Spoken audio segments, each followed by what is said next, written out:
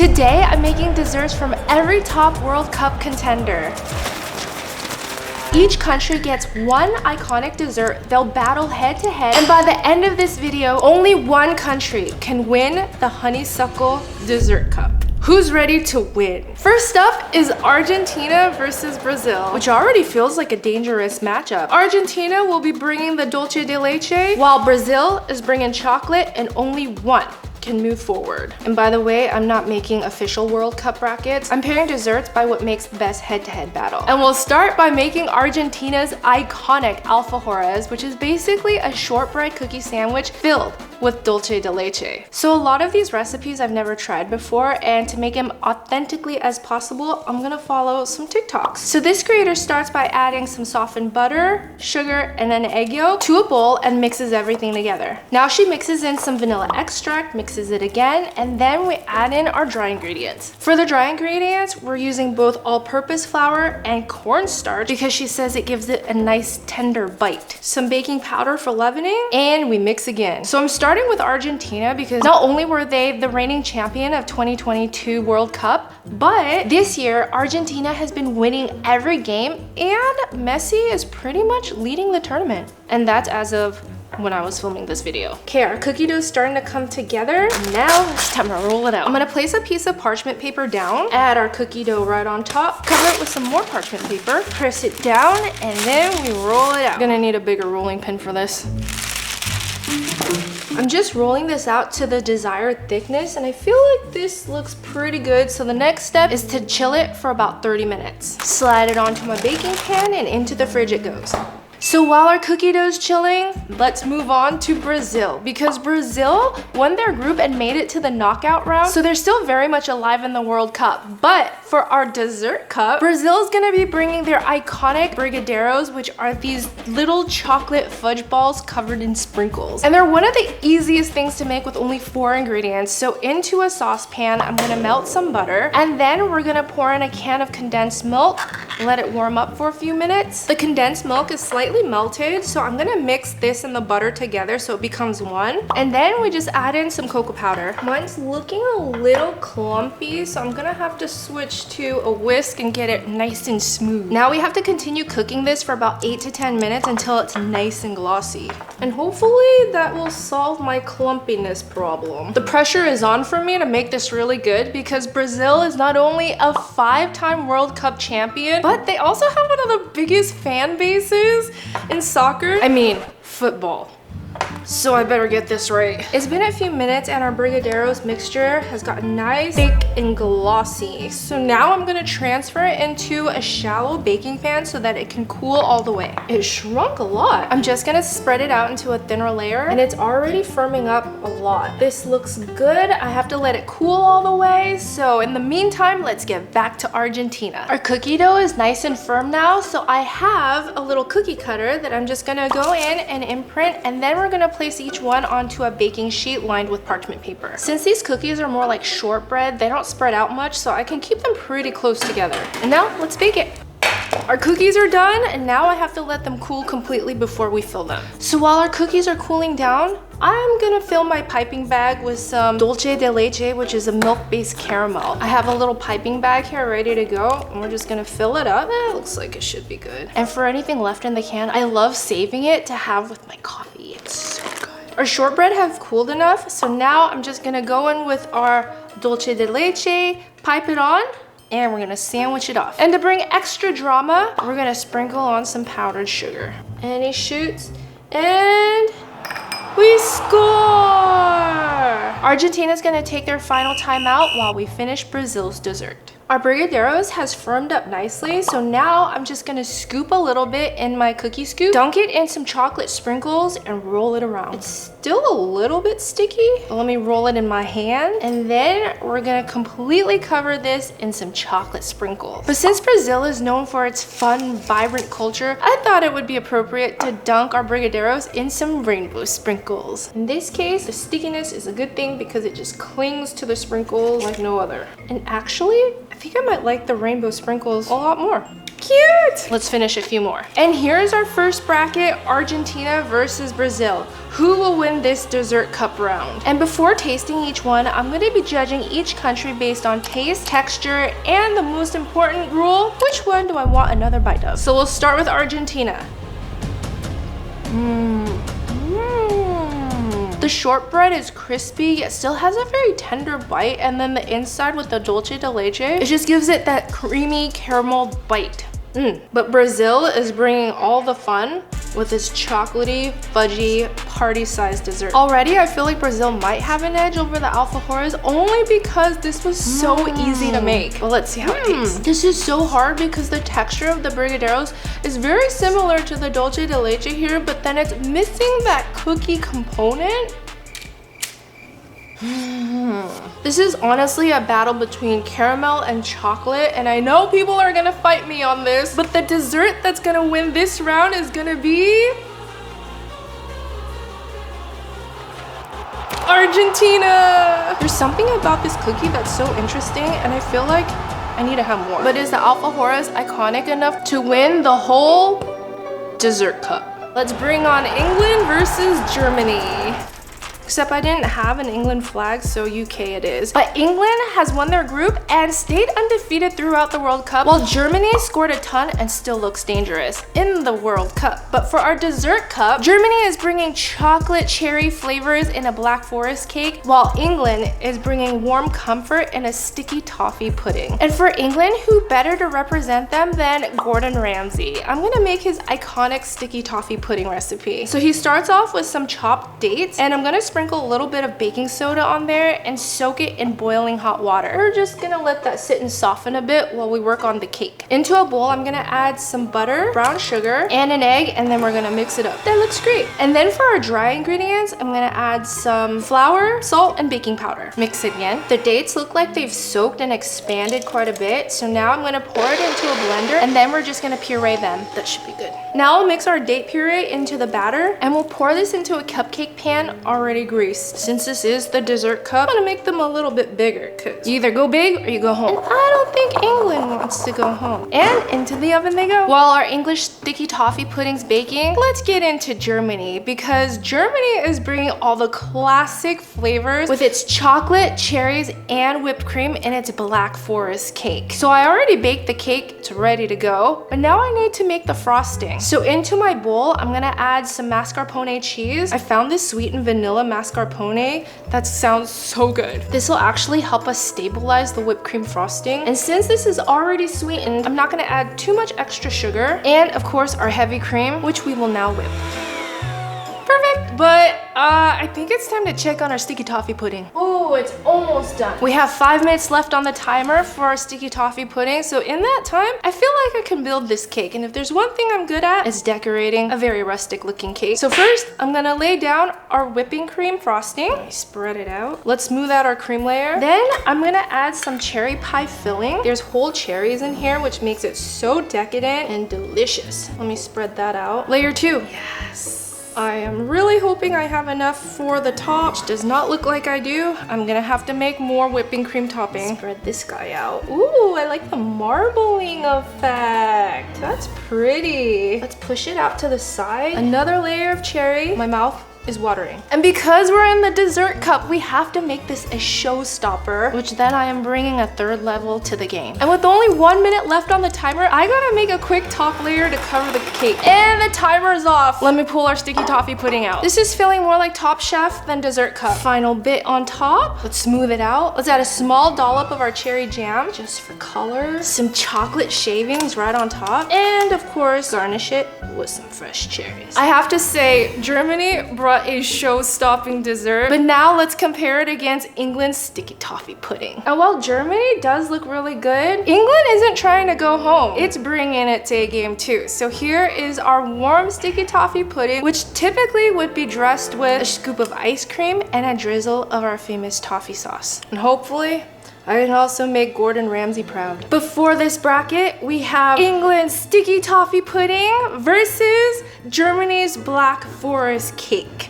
Who will win this round? My taste buds will be the judge of that. Let's test England's first. We gotta get a little bit of ice cream in there and our warm cake that is practically melting the ice cream away. The cake is still really warm.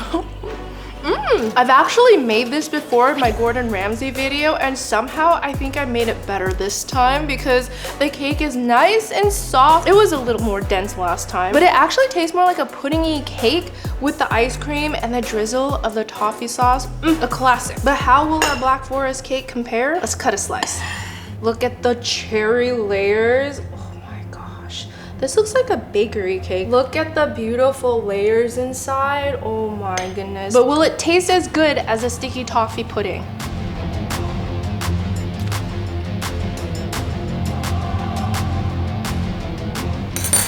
This is gonna be so hard. Generally, I don't love chocolate with fruit. There's something acidic about it that's just not my favorite. I would prefer chocolate with caramel. But that said, this is delicious. Visually, 100% I would go for the Black Forest. But comfort-wise, England was so good and it's a classic. But I can only choose one winner this round, and it's gonna have to be Germany with the Black Forest cake because it brought the taste, the visual, and the show-stopping bicycle kick cake. But will it win the knockout round against Argentina to be one of our finalists? The alfajor is still so good, and to me it's more like a snack cookie that I can bring to lunch, but this feels like a dessert. And just as my Argentina flag is falling down, Germany remains standing. I declare the winner of this round, our Black Forest cake. Germany advances to try to win the title for the Honeysuckle Dessert Cup. Next up in my Dessert World Cup is France versus Spain. France is currently one of the top picks to win the actual World Cup. So of course they're coming into this round with a lot of pressure. And I'm matching them with Spain because Spain is also one of the tournament favorites. But more importantly, in our Dessert World Cup, they're bringing fancy desserts. France is bringing its polished elegance while Spain is bringing something bold and unexpected. Like I said, some of these teams may or may not still be playing in the actual World Cup, but this is our dessert cup and the rules are different. So let's let France kick off first with a classic creme brulee. I love a good creme brulee, but this dessert is all about texture. The custard has to be silky smooth, so we're gonna start off by cracking our egg and separating the whites from the yolk. Now we add in a little bit of sugar, vanilla extract, and a pinch of salt, and just whisk it until it's nice and pale. Now let's finish off the custard by warming up our cream. And we're just gonna heat this up until it's steaming, not boiling. The cream is steaming. But now I'm just gonna slowly drizzle the cream into our egg yolk mixture, whisking fast so I don't scramble the egg. Slow and steady is gonna win this race. Our custard is almost silky smooth, but there's a lot of bubbles on top, so I need to strain it out. And we're gonna pour it directly into our creme brulee dish. And because creme brulee, in my opinion, is not a shareable dessert, I'm putting it into a single serve dish. Okay, now I'm gonna transfer it into a pan with some water for a water bath so that it stays nice and custardy in the oven, and we're gonna bake it off.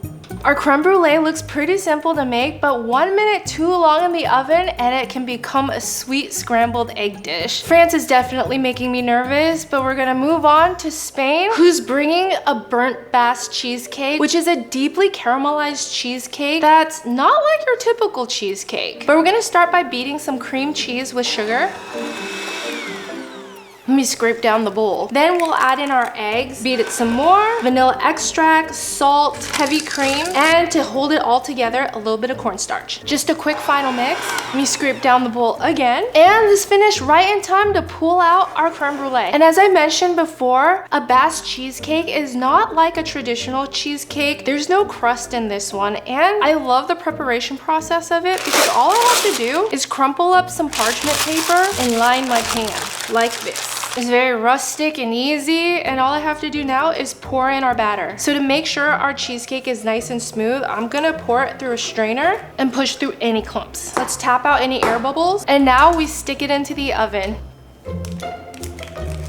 If you're thinking this caramelized top might have been in the oven for a little too long, don't be worried. This is one of the signature looks of a burnt Basque cheesecake, which gives it that deeply caramelized flavor. But now we have to let it cool. And while Spain and France may have performed beautifully during this match, they need to get some rest overnight to finish everything off. Now both teams have sufficiently cooled off, gotten their rest, but now it's time for the second half. And for the creme brulee, we need to have that crackly glass top. So I'm gonna sprinkle some sugar right on top and torch it. And the sugar is caramelizing quickly, but will there be enough to produce that glassy crack? There's only one way to find out, but because it's polished and elegant, I need to add some toppings. And that is a beautiful looking creme brulee. But the question is, will it crack?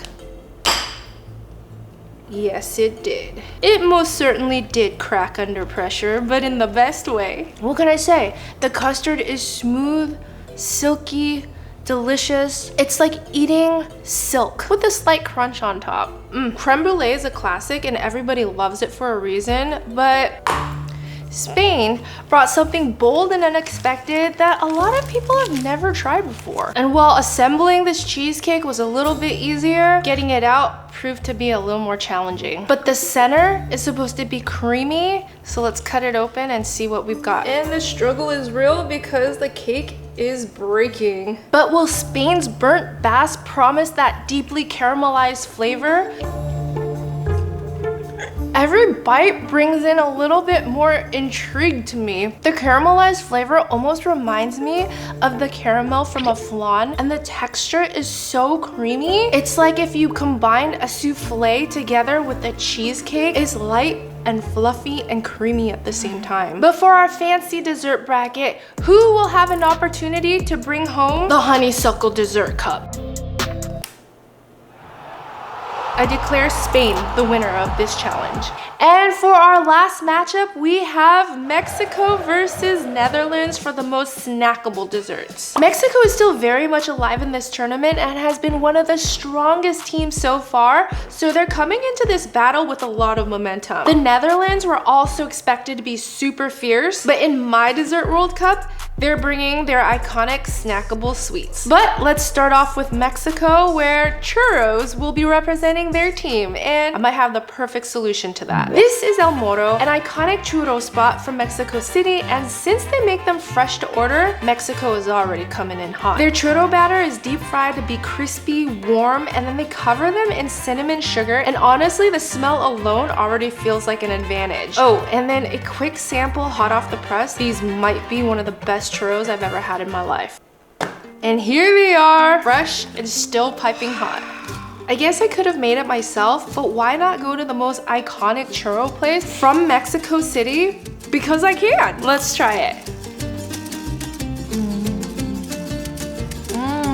There's still a crispiness on the outside and the dough is soft and chewy still on the inside. It's almost as if it's like melts in your mouth. They even sold me on the dipping sauce, which is a caramel one that they said is the most popular. And they also had vats of various sauces cooking there too. These were great as is, but I wonder if it'll be even better dipped in the sauce. At this point, I've already gone back for 3 bites, so I think we need to move on to the Netherlands. Now for the Netherlands, I found these Dalman Stroop waffles, a Dutch brand that's been making this classic for over 100 years. So a Stroop waffle is 2 thin waffle cookies with a caramel syrup in the middle. It's packaged so beautifully. And the best way to eat this is actually you have to place it over a hot drink so that the caramel inside gets nice and gooey. So let's pour a cup of coffee and warm our Stroop waffle up. And even though our Stroop waffle was not made fresh, but warming it up on the hot drink makes it feel like the Netherlands is catching up to the advantage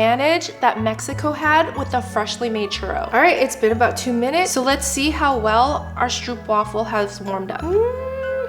I feel a little bit of condensation here, which makes me wonder if it's gonna get soggy. But let's look at the inside. The caramel is stretchy and warm. Look at that gloss. Sitting on top of this cup of coffee, I almost feel like the coffee flavor kind of infused into the Stroop waffle, and it's quite delightful. But was the comfort, chewy warmth of a Stroop waffle enough to beat the crispy, doughy delight of the churro. On the one hand, the Stroop waffle is very snackable and portable. I can bring this on the plane with me, which is where I've had it before, and it was delightful. But the churro needs to be eaten fresh or else it gets soggy. This is a tough one. But upon my first bite at El Moro, all I can think of was, this is better than Disneyland, which also has a very high ranking of churros in my book. So for this round, I'm gonna declare the winner, Mexico with their churro. We've reached the semifinal with Mexico versus Spain, and this battle is a battle of texture because both have caramel flavors, but in different ways. We're gonna try the churro again. The flavors are still there and it's still delicious, but the warmth has escaped, and once it cools down, it gets a little bit more chewy. But was our Basque cheesecake able to keep its delicious and creamy texture after sitting out a little bit? I don't know how that was possible, but as it sat, it kind of got creamier. Maybe because the warmth of the cheesecake rose to room temperature, it just tastes better. I sure love the churro, but the Basque cheesecake was a really unexpected flavor and win, so I'm gonna have to declare this round to Spain.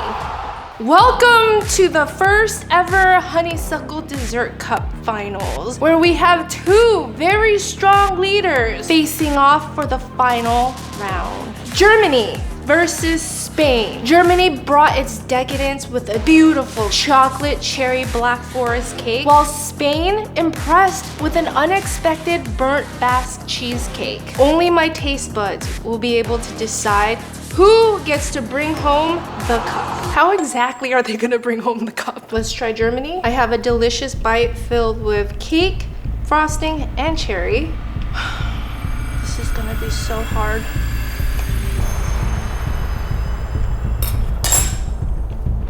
If it were up to me, I would give it a tie, but because this is a championship, I can only choose one, and my bias is gonna have to go with Germany! And even though you actually got knocked out of the World Cup, your Black Forest cake lives on. But if you like this video, go watch me test every country's lunch.